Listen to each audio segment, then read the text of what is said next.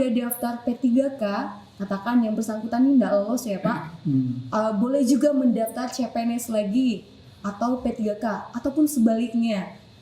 Bagaimana dengan yang mendaftar sekolah kedinasan juga? Apa masih boleh nih daftar lagi di P3K atau CSN CPNS itu, seleksi CPNS? Iya, secara regulasi kan sebetulnya sistem seleksi kita itu hanya mengizinkan satu formasi bisa dilakukan atau satu jabatan yang bisa dilamar. Satu saja.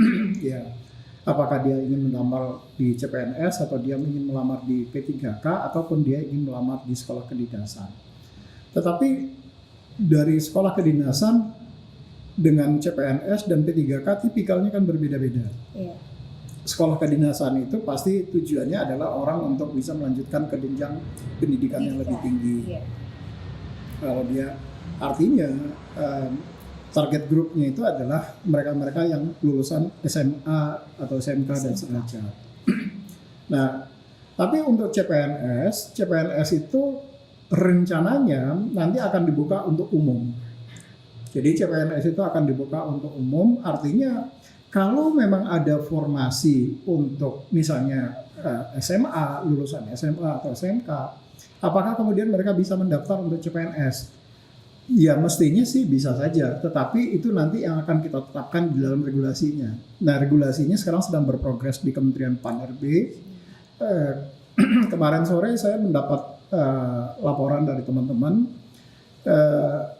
sudah selesai harmonisasinya di Kementerian Hukum dan HAM. Peraturan menterinya sudah dinaikkan ke Setnek untuk mendapatkan approval akhir. Mudah-mudahan juga dalam minggu ini juga sudah bisa dikeluarkan regulasinya.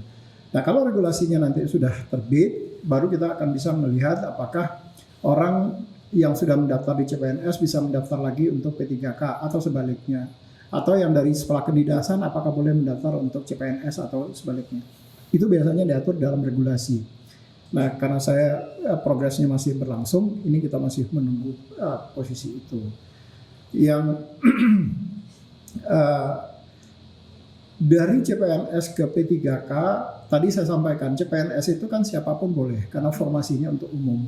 Tapi P3K ada kemungkinan itu karena di dalam Undang-Undang 20 2023 kita kan dimandatkan untuk menyelesaikan tenaga honorer ini yang harus selesai paling lambat di akhir Desember 2024 ini. Jadi kemungkinan besar untuk P3K proses penerimaannya atau siapa yang boleh mendaftar itu akan tertutup. Tertutup bagi mereka yang sudah terdaftar di dalam database BKN itu. Nah, apakah nanti kemudian bisa dari database yang lain misalnya seperti guru, kan guru itu juga ada di dalam database-nya Dapodik. Atau tenaga kesehatan itu juga ada di dalam database-nya ESI SDMK. Apakah mereka kemudian boleh mendaftar juga? Nah, ini yang tergantung kembali pada kebijakannya nanti yang sekarang sedang ada di Sekretariat Kabinet.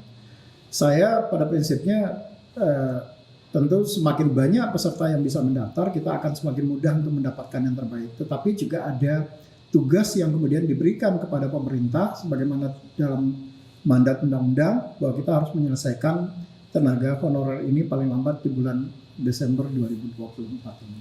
Ya, baik Bapak. Ini ada satu lagi boleh ya